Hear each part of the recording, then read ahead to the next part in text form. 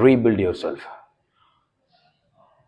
என்னடா இவன் பசங்களுக்கே சப்போர்ட் பண்ணுறான் அப்படின்னு சொல்லிட்டு நிறைய கமெண்ட்டு நிறைய திட்டு பார்த்துட்டேன். பசங்களை பற்றி ஒரு டாக் சைக்காலஜி ஒன்று சொல்கிறேன், கேட்டுக்கோங்க.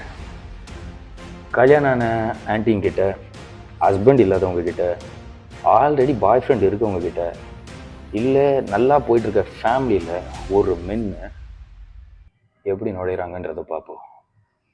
10 உருட்டு. லஸ்ட்டுக்காகவும் மணிக்காகவும் மட்டும்தான் ஒரு மென்னை நுழையிறது. நம்பர் 1, இந்த உலகத்திலே உங்கள் ஹஸ்பண்ட் தான் ரொம்ப லக்கி. நம்பர் 2, எப்போவுமே எப்படி நீங்கள் ரொம்ப அழகாக இருக்கீங்க. நம்பர் 3, உங்களை மாதிரி ஒய்ஃபு கிடச்சிருந்தா இந்த உலகத்திலே நான் தான் ரொம்ப கொடுத்து வச்சுருக்கேன்.